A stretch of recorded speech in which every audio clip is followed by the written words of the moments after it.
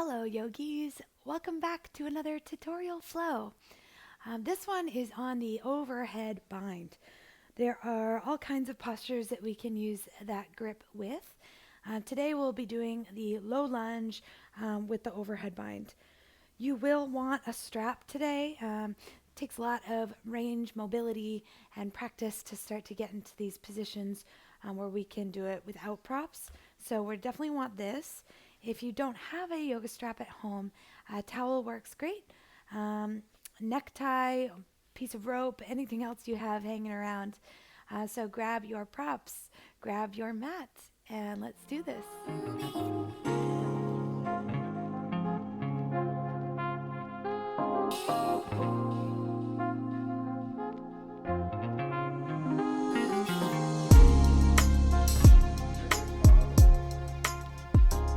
To begin, come onto your feet in a standing Tadasana. Set your feet at hips width distance apart. Roll your shoulders up, down, and back. And find a neutral position. And with the overhead grip, of course, it's using a lot of the shoulders. So I want to talk a little bit about the movements of the shoulders so we can better understand the functionality and alignment we're looking for in these different shapes. As you try to find neutral, just notice where your shoulder blades are in space. Oftentimes in American culture, our shoulders round forward due to all of the forward-facing activities that we're used to doing, computering, phoning, all of those wonderful things. So we're going to roll the shoulders backwards, but not so much that you're completely squeezing the back and popping out the front body. So neutral is just a little engagement to bring the shoulders back in space. From that neutral position, we have the lift of the shoulders. This is elevation. And then back to neutral. And then we have depression, drawing the shoulders down. Not as significant of a movement as the elevation, but nonetheless still feeling the work in the musculature in the back body. All right, then we have protraction. As the shoulders move forward, the shoulder blades are spreading apart, and we have a little space on the back. Back to neutral. And then we'll squeeze the pencil between the shoulder blades, draw them backwards in space. Nice big open front body. Come back to neutral. So let's try that in more of a circular pattern. Shoulders will rise, elevation. Squeeze the pencil, retraction. Draw them down with the retraction, that's depression. And then forward, protraction with depression. Lift the ears, elevation. Draw them back, retraction. Squeeze them down, depression. Round forward, protraction. Keep moving with this and try to find a little bit more fluidity between all of those places. Down, forward, up, and back. And once you're ready, do some more smooth circular patterns in the shoulders, but noting all the different places here. All right, let's switch directions. Come back to neutral and we'll start slow. Elevate your shoulders up to your ears. Protract the shoulders, spread them apart. Depress the shoulders, bring them down, right? Still with the protraction. And then retract the shoulder blades, squeeze them together with the depression. Elevate, protract, depress, retract, elevate, protract, depress, retract. Again, keep moving, circular motions.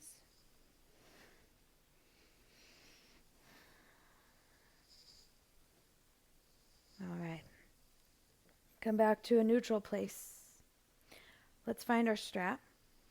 So whatever you've got for your support here, take a hold of it. It doesn't matter if it has a loop at this point, just have a long strap. And then you'll take your hands to the strap, getting a wide placement in the arms. We'll figure out pretty quickly if this is right or if we need to adjust. The arms are going to come up, overhead, and back behind. Simply up and over, forward and backwards. Try to keep your arms straight the whole way through. And if it's feeling really easy, you might try shortening up your grip a little bit. And of course, if you're in the opposite camp and it's almost too tight or impossible to come up and over, then just widen your arms a bit. Be mindful if there's any sort of asymmetry going on, right? So if we've got one arm that's having trouble, widen until whatever the cranky arm is gets to get over smoothly and work in that place.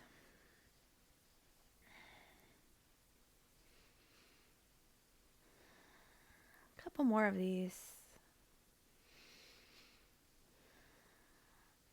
All right, let that go. We'll put the strap off to the side and use it a little bit later. Set yourself up in your mountain pose, nice and stacked. And then it's a breath in. Sweep your arms up and overhead. Breath out. Hinge and fold forward over your legs. Half lift, offer your heart.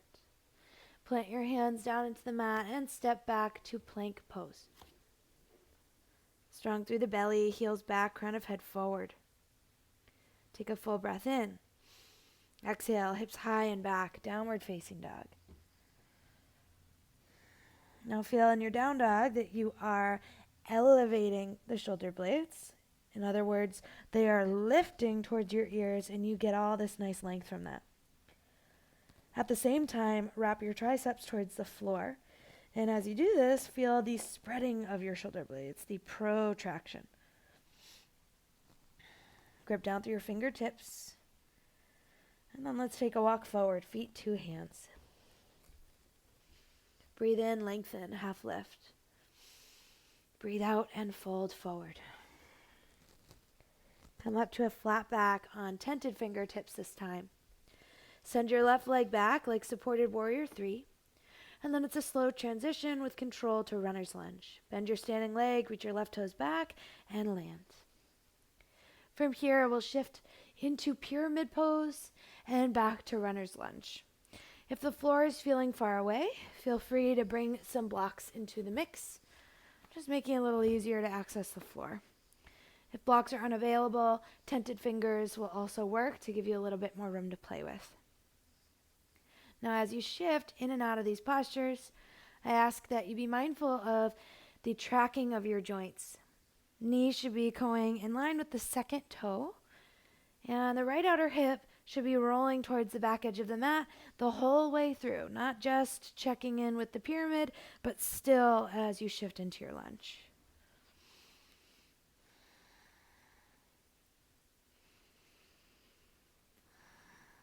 And one more time, straighten and bend.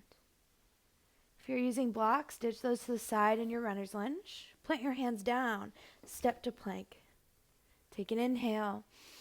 Exhale, lower down to your belly. Inhale, cobra. Tops of feet press into the mat. Exhale, lower your chest down. Press back through a child's pose. Tuck your toes for downward facing dog. To warm up the spine, we'll do some spinal rolls in down dog. Begin by lifting your heels high away from the floor. Tuck your tailbone as your belly draws in. Round your way forward to plank. And then to go back to dog, we'll bend the knees a bit. Arc the spine like your cow pose and scoop the hips back to dog. Again, high tip toes, round your way forward to plank. Bend your knees, arc it back to dog. One more time, roll forward. And arc it back. Take an inhale, send your left leg to the sky, 3-leg dog. Knee to nose, step your foot between your hands for runner's lunge and drop your back knee down to low lunge. The hands will then crawl up onto your left thigh. Find a place of stability. Spread your toes. Front foot is on one lane, your right knee is on another lane. Navel draws in. Now we'll try bending the right knee. The right hand will reach back, and you'll see if you can get your foot. You might want to fold up your mat or take a towel or something underneath your right knee for some padding. And then even though this right shoulder is open, can you still try to square everything forward? If that squaring causes your right foot to pivot out towards the outer edge of your mat, no problem. That's actually a good movement for the knee. Keep your breath active and stay committed to drawing your heel in towards your glute.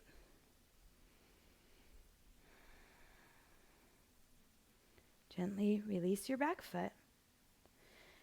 Hands will come to heart, and let's see if we can maintain the balance. Stand up, right knee to chest.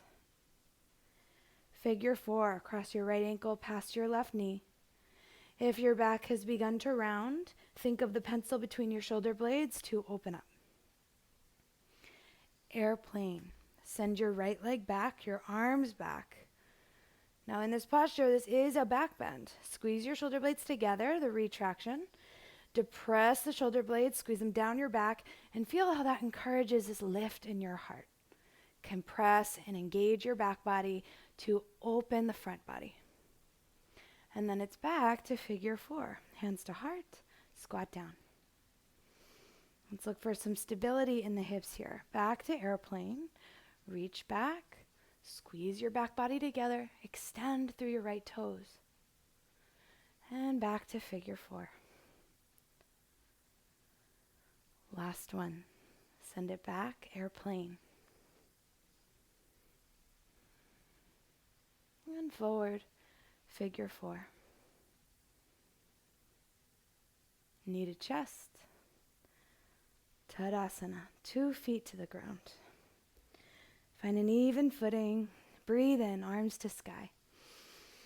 Breathe out, hinge and fold forward. Half lift. Come onto tented fingers. And this time it's the right leg back to a supported warrior 3. Transition to runner's lunge with control. Bend your standing leg, reach your right toes back, and land. And then again, if you like your blocks, bring them in.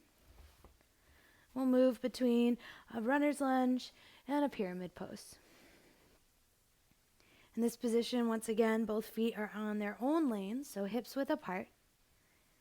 And you want to feel a little internal rotation in the back leg, as if your right inner thigh could spiral towards the back edge of your mat. Hug your left outer hip back the whole way through the movement, in and out of the pyramid pose.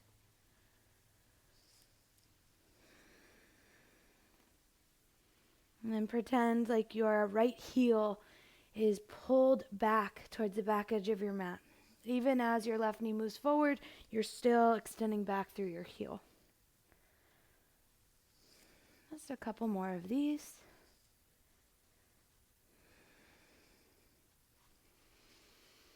All right, come back into your runner's lunge. Move the blocks to the side. Plant your hands and step to plank. Lower all the way down to the floor. Breathe in, cobra, lift your heart. Breathe out, lower down. Press through child's pose, hips to heels. Tuck your toes and lift back up to dog. Once again, spinal rolls. Rise to tiptoes, round the back, roll forward. Bend your knees, arch your back, and you can try even bending your elbows a little bit. They point straight down and you scoop back to dog. Inhale, round forward. Exhale, bend knees, bend elbows, arc it back. One more time, roll forward. And send it back. Settle into a down dog for a couple breaths.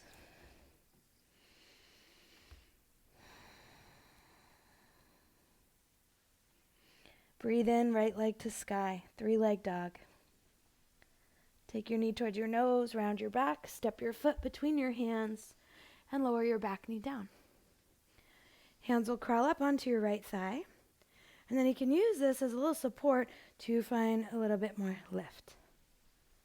Belly coming up and away from the head of your right femur, so you got some space. And then we'll reach the left arm down. Try bending your left knee. See if you can get your foot and work once again the quad stretch. There's certainly some balance at play here. Hug your inner thighs towards one another. Ground through your feet. Push your right foot down into the ground. And then even though it's easy to get distracted or lazy here with the quad stretch, stay committed. Draw your heel towards your glute. And breathe big.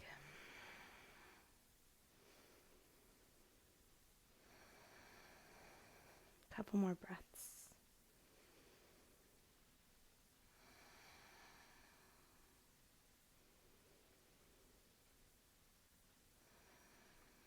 Gently release your back foot. Hands come to heart. And let's try the balance. Stand up, left knee to chest. Figure 4. Cross your ankle and squat low. Draw your shoulders back in space.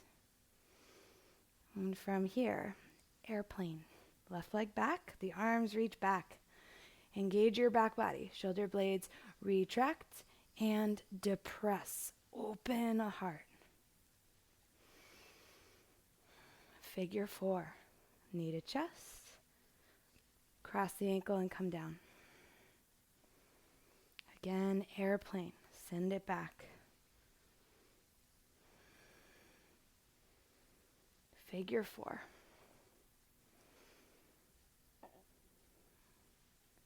Last one, airplane.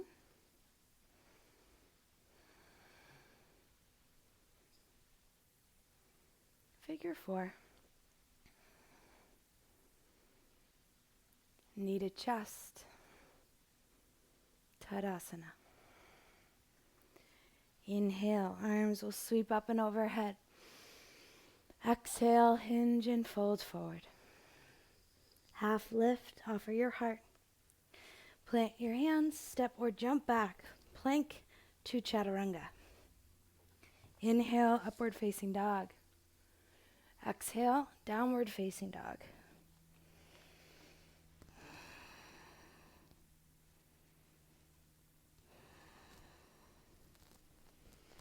Drop your knees down to the mat. Come into a tabletop position. So again, here we're going to work with the movement in the shoulder blades, this time with a slightly different relationship to gravity, now on all fours. Begin with retraction. Shoulder blades squeeze together like you have a pencil there. Depress your shoulder blades, squeeze them down. Now I want you to acknowledge this as your back bend shoulder blades, your back bend upper back, right? Engaged, and there's this natural opening, natural back bend.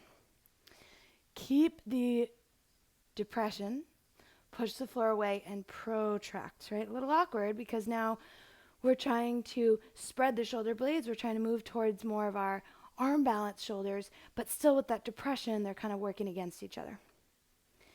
Elevate now with the protraction. So we're spreading, and now we're lifting. Now notice the natural rounding of the back. This is your crow pose, right? With the elevation, retract, squeeze, right? A little awkward, a little congested, but it's okay. Depress, protract, elevate. Retract, depress, protract, elevate. Keep going with these and see if you can again find the circular motion similar to what we were doing standing.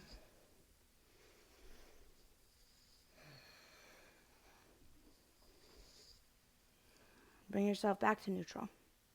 All right, now we'll go the opposite way. Start with your protraction, press. Then it's depression, squeeze. Retraction with depression, your back bend shoulder blades. Elevate to the ears. Protract with elevation, crow pose. Depress. Retract.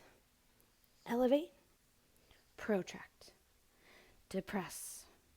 Retract. Elevate. Protract. Try some circles. The circles are challenging. Stick with those 4 directions. Get that muscle memory built in. And with that, a little better understanding of your shoulders. Okay, let that go. Sink back to a child's pose. Take a couple breaths.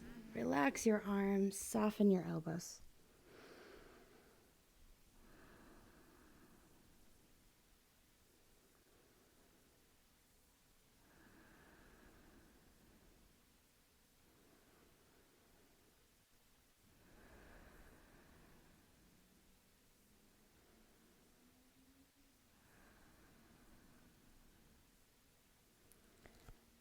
Make your way back up through table.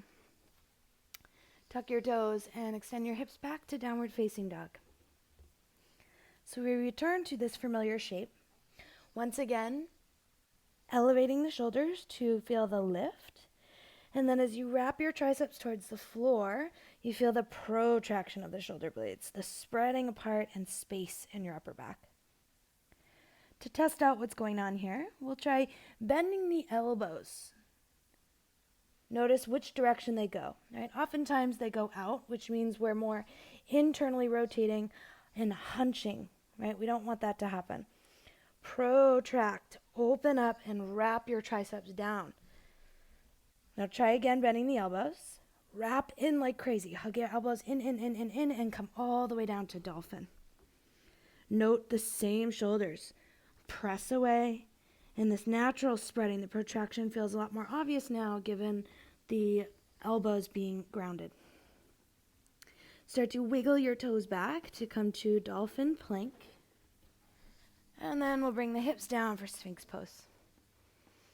Now if you need to adjust a little bit, we want the elbows just slightly forward of the shoulders. If that back bend is too steep, then even more forward with your arms. Press down through the tops of your feet. Attempt to lift your belly button up away from the floor. This will protect your low back. And then I want you to try straightening your arms here. First, widen your hands a touch, and then just see what happens if you straighten. Again, if this is too steep, the answer here is moving the hands forward, and then you can still straighten the arms. If you're seeking more sensation, draw the arms back a little closer to you, still wide with your hands, and once again, straighten.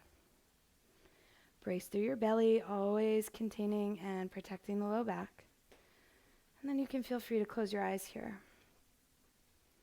Note your shoulder blades drawing down your back and slightly drawing in.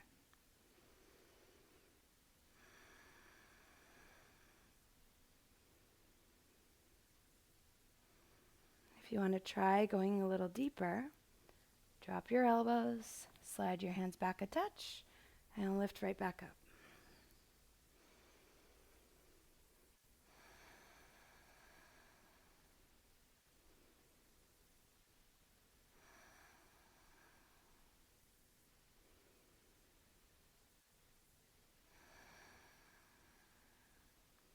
Lower your elbows down, lower your chest down, stack your palms for a moment, and just rest your forehead on your hands. Disengage your glutes and settle.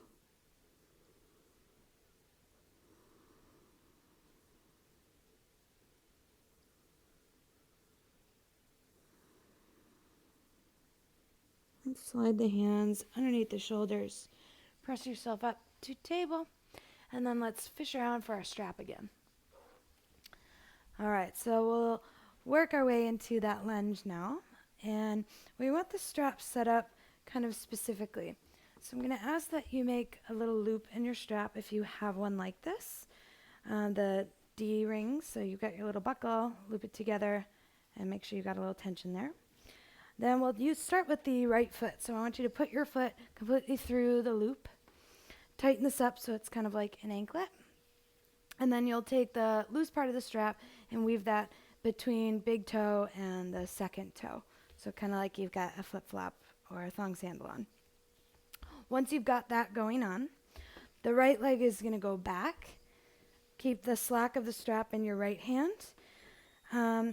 We're going to be bending the knee again. So if you like the padding, a towel is a good choice, or even just folding up your mat so you've got a little extra cushion. So the right knee will go on the fold. The left foot is going to come forward to our low lunge. Start by draping the strap over your shoulder with the strap in your right hand. You'll then bend your right knee, pull the strap forward, and get a little bit more choked up on the strap here. We remember our low lunge alignment. Navel in, a little bit more an exaggerated sensation in the front of the right hip. And then let's start to reach the right arm overhead. Take two hands to the strap once you've got stability. Hug your inner thighs in and ground through your feet. And then we want to hug those elbows in, like your biceps are kissing your cheeks or your ears. This is a great place to stay, extending up through the arms, up through the elbows rather, to lengthen through the side body. And then you can also try kicking back into the strap. This will start to take you back. If you feel resistance, allow the strap to slide between your hands. Otherwise, keep extending until your right foot hits the floor. The head can drop back if you feel comfortable. Breathe. Hug your elbows in.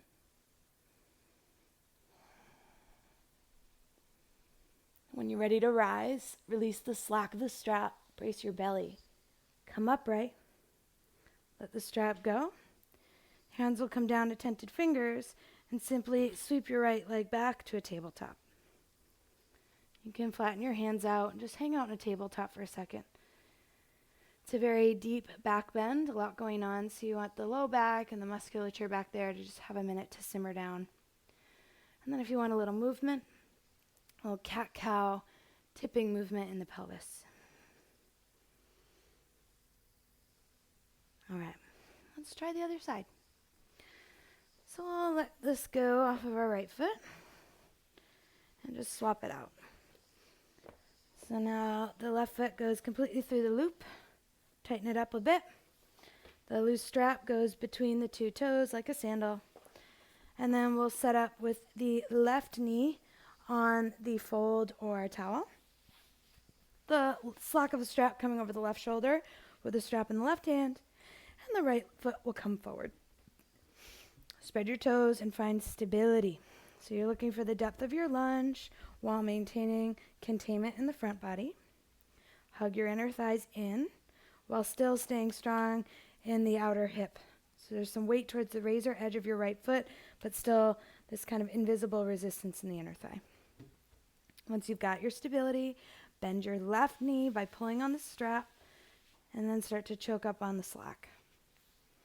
The left arm will come overhead first, elbow towards sky, and of course the hand reaching back on the strap. Once you have your stability, squeeze in towards midline. The right hand finds the strap as well. Wrap your arms in and extend up through your elbows.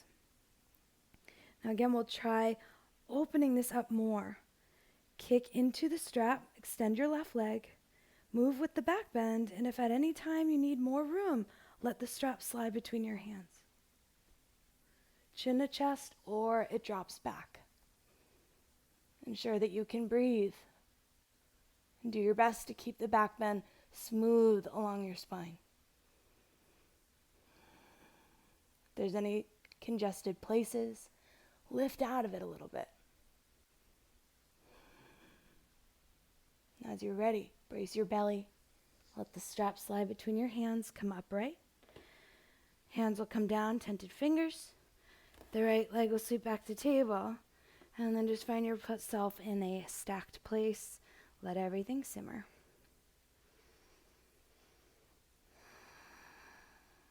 After a few breaths, take a little movement. We'll sway the hips side to side. Circular motions in the pelvis. Or just those tipping cat-cow like pelvis. Whenever you're through, sit back so you can take the strap off of your left ankle. Move that over to the side. And then bring yourself to a child's pose, but this one with your thighs together. Round your spine over your lap. Allow your arms to drape back towards your feet, and your forehead will rest down.